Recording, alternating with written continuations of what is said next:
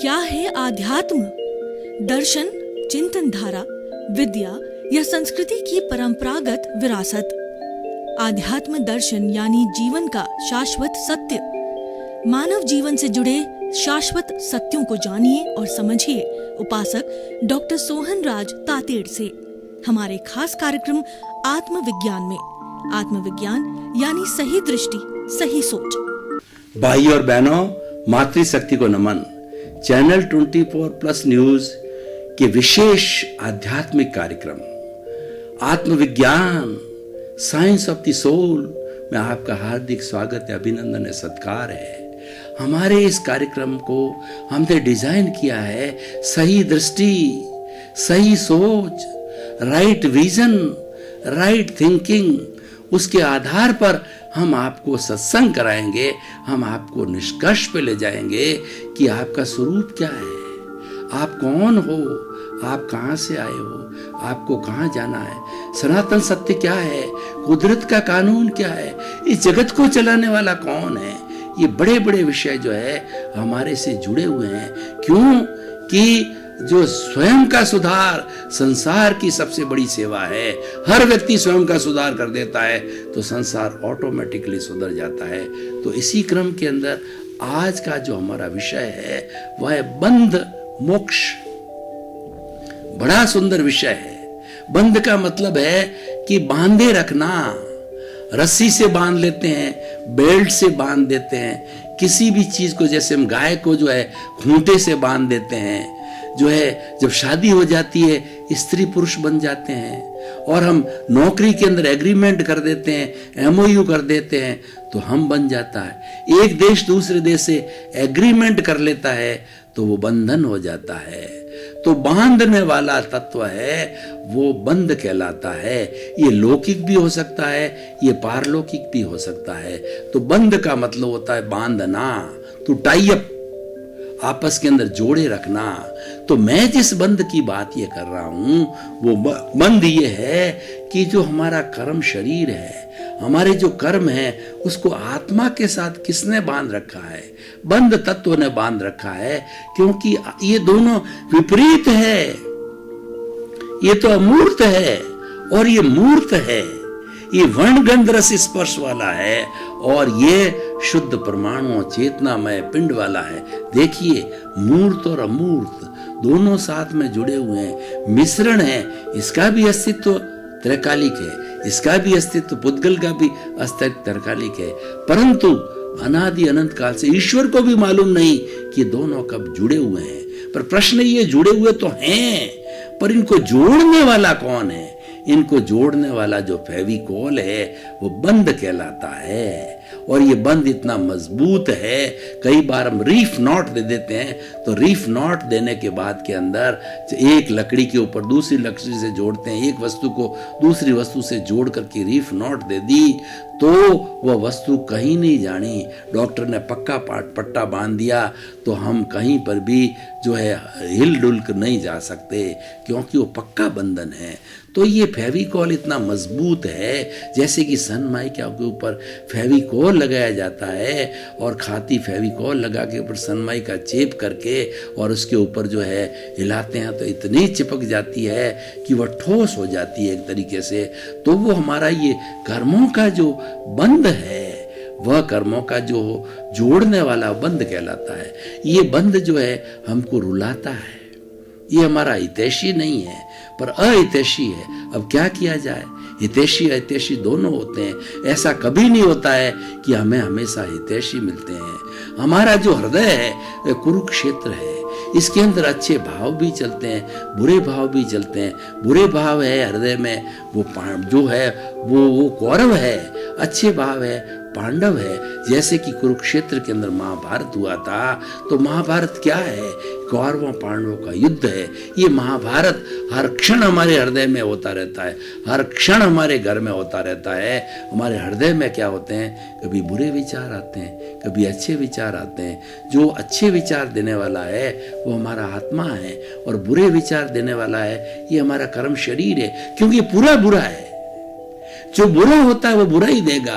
कोई भी नीम का पेड़ है, उसको 100 घड़ों से आप जो घी से सींच लीजिए, उसका कड़वापन नहीं जाता है। सर्प है, उसको कितना ही दूध पिलाइए, उसमें जहर ही बनता जाता है, क्योंकि उसका गुण है, उसकी प्रकृति है। गुण को गुणी से अलग नहीं किया जा सकता है। सज्जन को कोई कितना कष्ट दे तो कभी उद्दंडता नहीं करता है, और दुर्जन है, उसको कितना भी जो है अच्छा पाठ पढ़ाया जाए वो दुर्जन ही रहता है। इसीलिए कहा जाता है लातों के देव बातों से नहीं मानते हैं। बातों से कौन मानते हैं? सज्जन पुरुष मानते हैं। उनको थोड़ी भी शिक्षा दो, वो हृदयंगम कर लेते हैं, आत्मसात कर लेते हैं, अपने आप में परिवर्तन कर लेते हैं, अपने आप का रूपांतरण कर लेते हैं, क्योंकि वो सज्जन है। और दुर्जन है, उसको कितना ही कहिए कोई, वो तो चिकना घड़ा है, उसके ऊपर कोई असर पड़ने वाला नहीं है।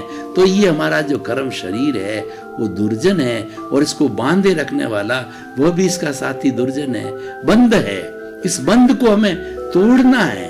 ये बंध पड़ा हुआ है, ये इसको भी सेपरेट करना। अभी पहले जो है हमने एपिसोड में निर्जरा की बात की है, तो ये कर्म जड़ते जड़ते जड़ते जड़ते जड़ते ऐसी स्थिति आ जाती है कि ये बंध ऑटोमेटिकली अलग हो जाता है। कई बार क्या होता है कि देखिए कि जो पत्ता होता है ना, पतझड़ आता है तो पत्ता पतझड़ से पहले एकदम हरा होता है, कोपला खिलती है, उसमें फल आते हैं, पतझड़ चालू होता तो धीरे धीरे धीरे धीरे पत्ता जो है सूखता जाता है, पीला पड़ता जाता है। सूखते सूखते सूखते सूखते जो है एक समय ऐसा आता है कि झोंका चला हवा का और पत्ता नीचे गिर गया। हमारा भी यही हाल होता है। हम भोगते जाते हैं, तो भोगते भोगते की स्थिति ऐसी आती है कि हमारी उम्र हो जाती है, और ये शरीर क्योंकि ये नाशवान है, ये जितना आयुष्य लेकर के आया है वो क्षण आते ही राम नाम सत्य हो जाता है। तो ये सारा बंध है। इस बंध हमारा अच्छा नहीं है, ये हमको बांधे हुए हैं, ये प्रभु को जेल में डाले हुए हैं, ये प्रभु को आजाद नहीं होने देना चाहता। प्रभु तो उसकी प्रकृति आजाद है, वो तो मुक्ति वाला है, क्योंकि वो किसी के साथ में मिलता नहीं है, वो तो प्योर है, तो 24 कैरेट का सोना है। लेकिन साक्षी देने से जो है वह एक इत्तेफाक हुआ कि इसके साथ के अंदर फेविकॉल ये बंद लग गया और जुड़ गया। अब वो छटपटाता है, निकलना चाहता है। तो निकलने के लिए जो रास्ता है अब मोक्ष का रास्ता है। बंध का विरोधी मैं जाता हूं कि बंध जब टूटता है तो क्या होती? मुक्ति होती है, मोक्ष होती है। गाय खूंटे बंधी होती है और किसी कारण से या तो अपने फोर्स से जो है वो रस्सी खोल देती है, या कोई जो उसका मालिक आता है वो रस्सी खोल देता है, या कोई चूहा आता है तो रस्सी को काट देता है, तो वह जो है मुक्त हो जाती है।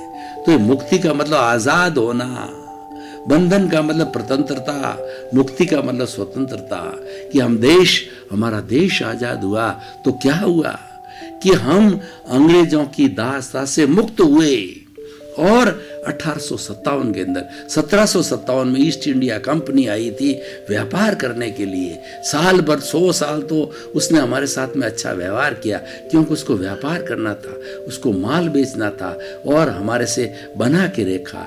लेकिन 1857 में देखा कि यहाँ पर तो फूट है, तो डिवाइड एंड रूल यहाँ पर रियासतें हैं, डिवाइड एंड रूल किया, और उसने जो है वो हमारे को इतना बेइज्जत किया, हमारे को इतने दुख दिए, इतने कष्ट दिए।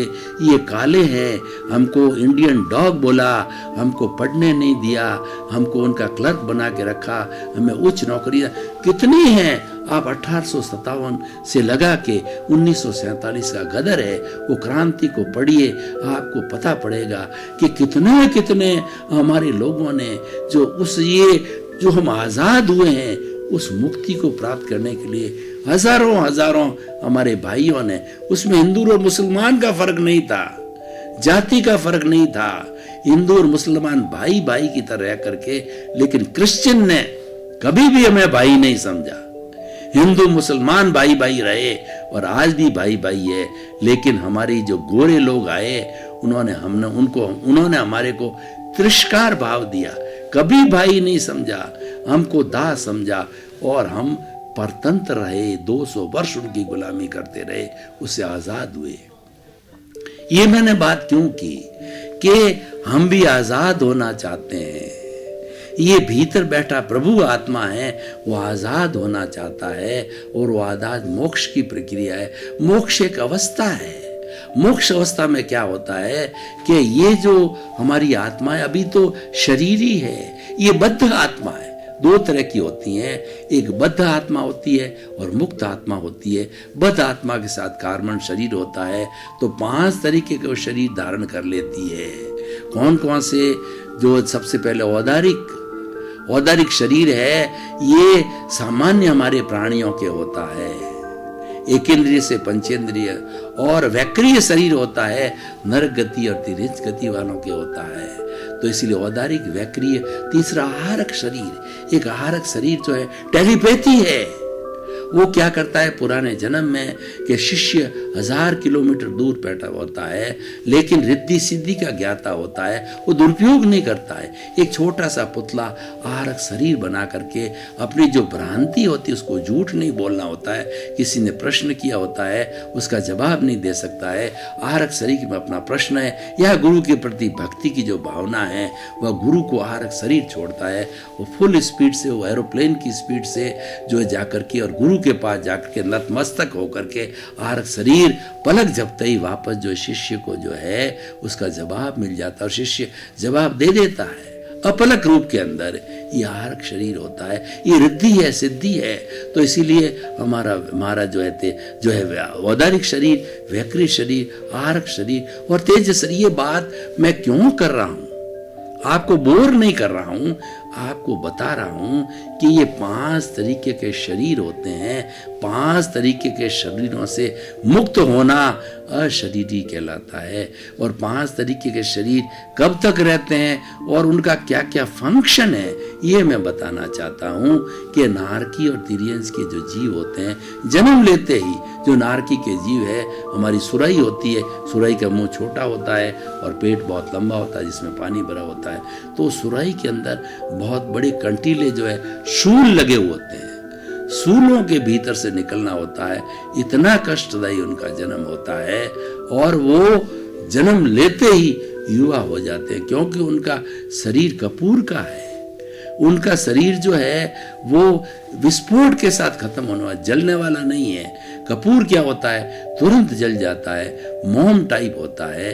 और इसी तरह से देवगति के जो जितने भी 33 करोड़ देवी देवता हम कहते हैं, या जो है हम जो है 12 जो है हमारे देवलोक है, उसके बाद के अंदर 5 जो है हमारे जो है, उसके बाद में नवग्रह के 9 देवलोक है, उसके बाद में 7 है वो और शुद्ध देवलोक है, 26 देवलोक टोटल है। तो ये जो जितने भी इनकी शुद्धता की स्टेजेज है, जन्म लेने वाले देव होते हैं वो तुरंत ही युवा हो जाते हैं। शैया के ऊपर जीव गिरा और गिरते ही युवा हो गया।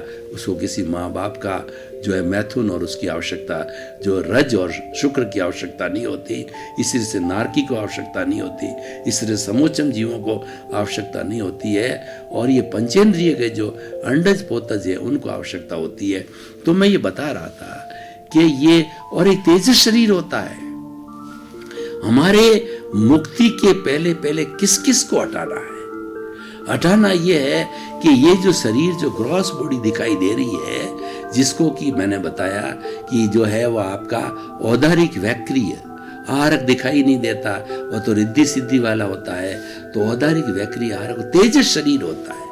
अब देखिए, आत्मा एक शरीर से दूसरे शरीर के अंदर जाती है तो आत्मा तो निष्क्रिय है, वो अपने आप नहीं जाती, वो तो एक जगह आनंद में रहती है। और उसके बाद के अंदर हमारा जो कर्म शरीर है, जो चतुष्पर्शी कर्मों का जो हमारा वेयर हाउस है, स्टोर है, वो नहीं चलता। वेयर हाउस स्टोर को कौन चलाएगा? धक्का देने वाला चलाएगा, या तो क्रेन लानी पड़ेगी या व्यक्ति मिलकर के उसको धक्का देंगे। तो इन सबको धक्का देने वाला आत्मा को और कर्म शरीर है, दोनों जुड़े हुए हैं। इन दोनों को धक्का जब तक नहीं दिया जाएगा, जब तक वो दूसरी जगह जन्म नहीं ले सकते हैं। तो उसका जब आयुष्य कर्म संपन्न हो जाता है तो तेजस शरीर होता है वो इसको धक्का देता है और पलक झपते ही है दूसरी माँ के गर्भ के अंदर वो जन्म ले लेता है। या आपकी नरगति, तिरंज गति, मनुष्य गति, देव गति, 84 लाख जीवा योनि में जैसा जैसा उसका बंधन है आयुष्य का जो किया है, क्योंकि आयुष्य का बंधन होने के पूर्व वो ये शरीर नहीं छोड़ सकता और आयुष्य संपन्न होते ही छोड़ना पड़ेगा। आयुष्य का बंधन कैसे होता है, ये पूरी मैथमेटिक्स से 8 बार चांस मिलते हैं, तो ये ध्यान देने की बात है। तो मैं मुक्ति की बात कर रहा था कि हमको अल्टीमेट जो हमारा गोल है वो मुक्ति है, और बंधन हमको जो है ये रोके रखता है। तो बंधन को समाप्त करके अल्टीमेट गोल मुक्ति को प्राप्त करना है, और उसको प्राप्त करने के लिए हमारे जितने भी जो कार्बन शरीर के जितने भी कर्मों को है, एक एक कर्मों को जो है हमें निर्जर करना होगा, उसकी निर्जरा करनी पड़ेगी। संपूर्ण निर्जरा को जो है मुक्ति कहा जाता है। तो ये मुक्ति और बंध है, इन दोनों की जानकारी होना बहुत जरूरी है। देखिए, मैं अगर इस एपिसोड को, इस सत्संग को आज के परिप्रेक्ष्य में कसौटी पर कसूं, क्योंकि सुनार के पास अब सोना लेके जाते हैं कि भैया ये कितने टंच का सोना है, तो वो कसौटी पर कसता है और कसौटी पे कस के बताता है ये 20 कैरेट का है, 24 कैरेट का है, 16 कैरेट का है, 12 कैरेट का है। तो कसौटी पर कसते बिना जो जानकारी नहीं होती है, तो हमें भी अपने एपिसोड को हर बार हम एवरी टाइम लास्ट के 5 मिनट 2 मिनट में इसको कसौटी पर कसते हैं, इसका निष्कर्ष निकालते हैं, इसकी सामाजिक उपयोगिता बताते हैं, इसकी रिलीवेंस बताते हैं और इसकी प्रासंगिकता बताते हैं। तो बंध और मोक्ष कितना प्रासंगिक है। हर एक व्यक्ति को ये जानकारी मिलती है, ये विशुद्ध ज्ञान है। ज्ञान मिले बिना बंध और मोक्ष की जानकारी नहीं होती, 9 तत्वों की जानकारी नहीं होती। 9 तत्वों में से बंध और मोक्ष जो है ये 2 तत्व है। एक तत्व है हमें संसार में घुमाने वाला है, दूसरा तत्व में मुक्त करने वाला है। तो संसार में कौन घुमाता है उसकी भी जानकारी करनी होती, मुक्त करने वाला कौन है उसकी जानकारी करनी होती है। हमारे धार्मिक ग्रंथों के अंदर 3 चीज आती है, हे, गे और उपादेय। ये तीनों की जानकारी होना बहुत जरूरी है।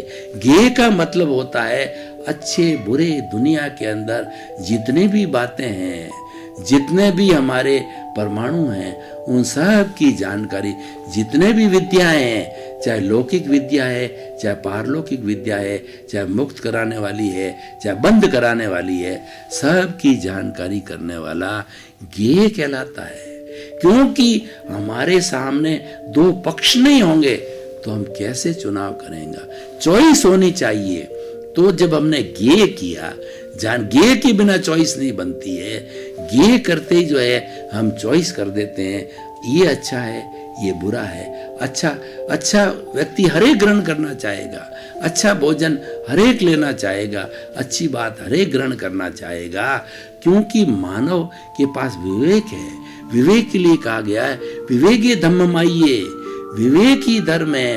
ये निर्णय करना ये अच्छा है और ये बुरा है, कौन सा ग्रहण करना चाहिए। जो बुरा है उसको हम हे कहते हैं, उसको कहते हैं ये छोड़ने योग्य है। और उपादेय का मतलब ये ग्रहण करने के लिए, जैसे उदाहरण के तौर पर मैं बताना चाहता हूँ, 2 व्यक्ति हमारे सामने हैं, एक टीचर है और एक गुंडा है।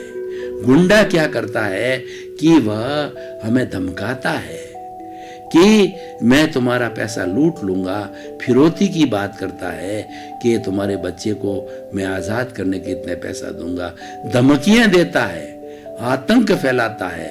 तो वह व्यक्ति, उसकी विचारधारा, उसकी आइडियोलॉजी ये है। एक सज्जन व्यक्ति है जो जिस तरीके से मैं आपको बता रहा हूं, वो कहता है कि भाई अपने अस्तित्व को पहचानो, सबके साथ अच्छा व्यवहार करो, जो व्यवहार आप चाहते हो वैसा व्यवहार दूसरों के साथ करो, और जगत में किसी को दोषी मत समझो, दोषी है ही नहीं, दोष तुम्हारा स्वयं का है।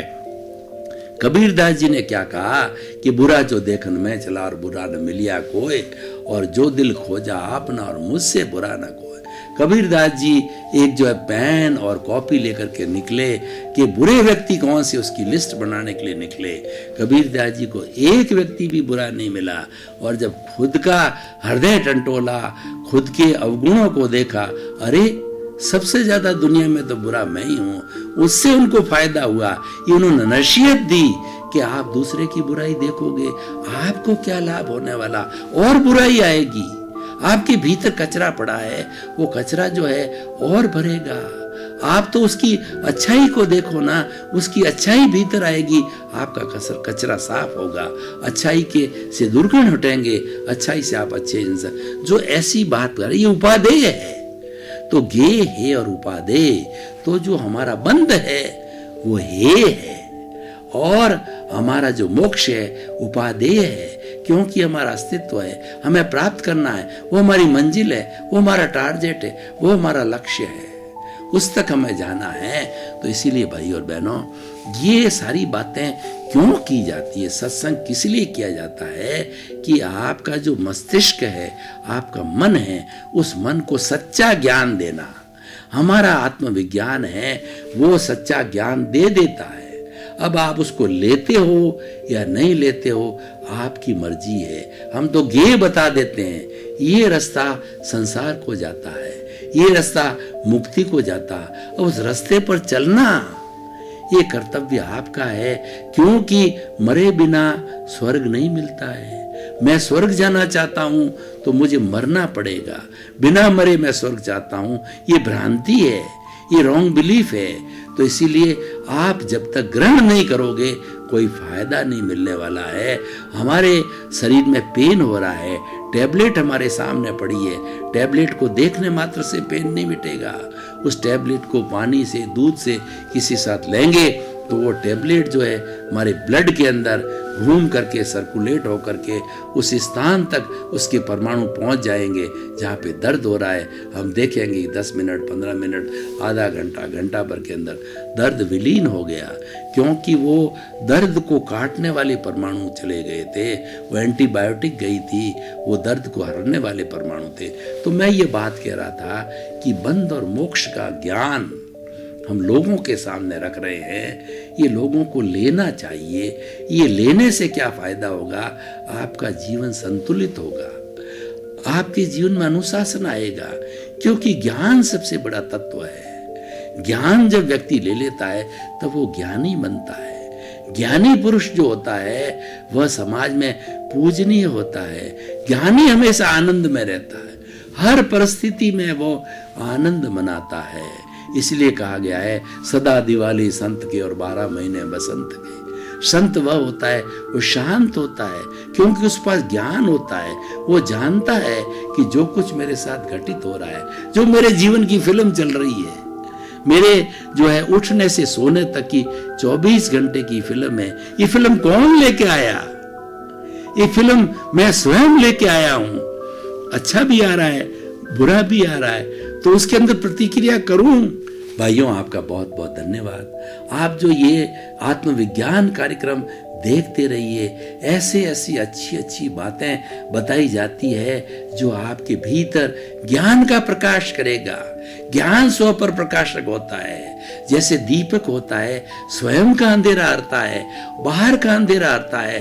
तो ज्ञान जो है सरस्वती का रूप है, ये भीतर पैदा हो गया, हमेशा जलता रहेगा और आपको प्रकाश देता रहेगा। अंधकार भटकाता है, ज्ञान आपको सही रास्ता बताता है। तो इसी क्रम में आपका जीवन आनंदमय हो, मंगलमय हो, सुखमय हो।